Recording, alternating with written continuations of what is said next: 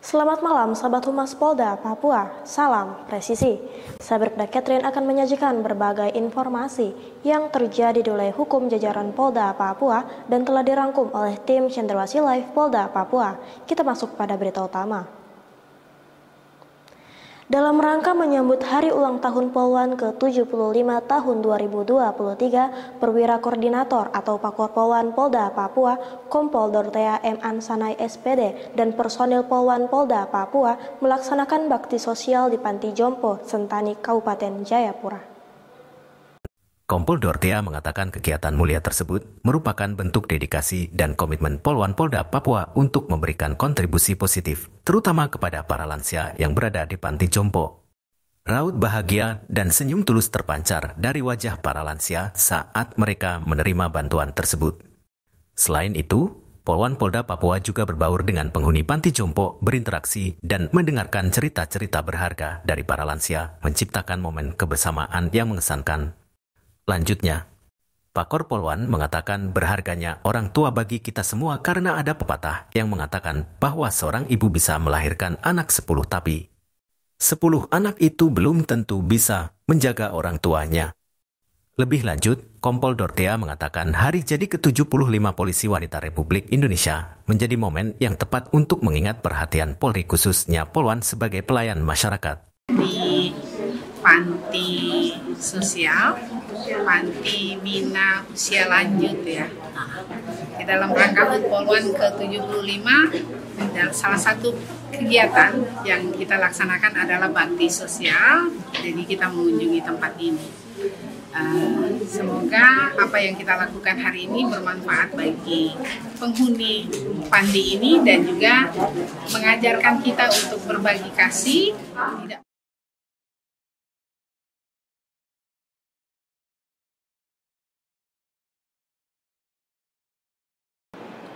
Polda Papua menggelar press release pengungkapan kasus dugaan tindak pidana perdagangan orang atau TPPO pada Selasa tanggal 15 Agustus 2023.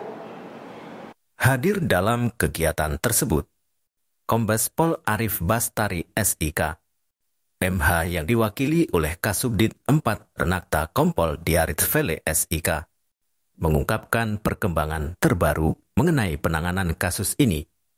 Pertama, Polda Papua telah menindaklanjuti laporan polisi terkait dugaan PO terhadap tersangka AH. Tersangka dan barang bukti kini telah diamankan, di mana berkas perkara tersebut telah diserahkan kepada Kejaksaan Tinggi Papua untuk diteliti. Perbuatan tersangka diduga telah melanggar pasal 2 ayat 1 dan ayat 2 Undang-Undang RI No. 21 tahun 2007 tentang pemberantasan TPPO kedua. Kasus lain melibatkan GRS dan MJ yang diduga menjual jasa hubungan seks melalui salah satu aplikasi kencan.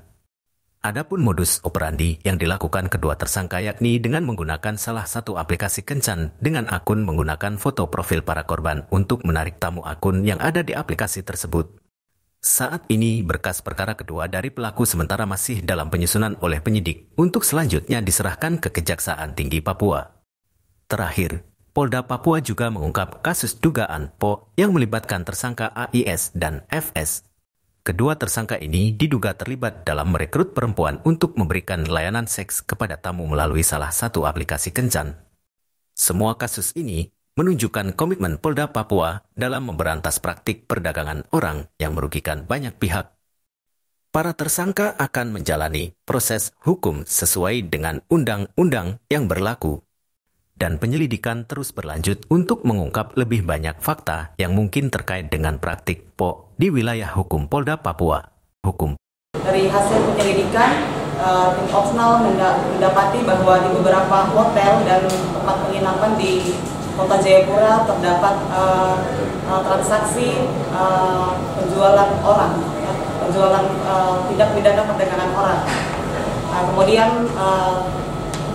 tim Opsnal kami telah mengamankan beberapa tersangka. Untuk Direktorat sendiri saat ini mengamankan 5 orang tersangka. Dan untuk sebagai informasi bahwa di wilayah Polda Papua sendiri saat ini telah menangani TPPO sebanyak 8 LP dengan 12 tersangka, ulangi dengan 10 tersangka dan 12 korban. Saat ini untuk proses penyelidikan dan penyidikan, saat ini untuk 1 LP di Direktorat Reskrim saat ini telah memasuki tahap 1, yaitu dilimpahkan ke jaksa, dan 2 LP lainnya saat ini sedang persiapan untuk tahap 1.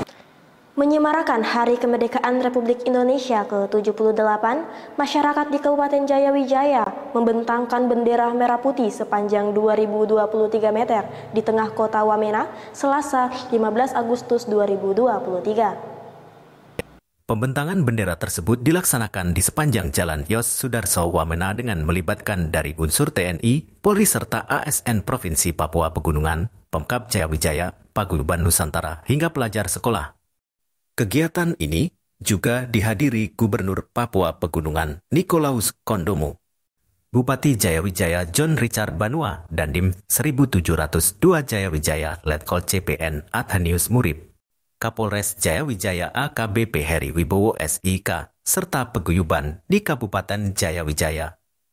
Penjabat Gubernur Papua Pegunungan, Nikolaus Kondomo, menyebut ini pertama kali daerah otonomi baru Papua Tengah merayakan hari ulang tahun RI setelah jadi provinsi baru. Ia menyampaikan terima kasih kepada masyarakat Papua Pegunungan yang telah ikut memeriahkan hari ulang tahun ke-78 RI di Wamena. Sementara itu, Kapolres Jayawijaya AKBP Heri Wibowo SIK mengucapkan banyak terima kasih atas partisipasi masyarakat atas suksesnya kegiatan ini.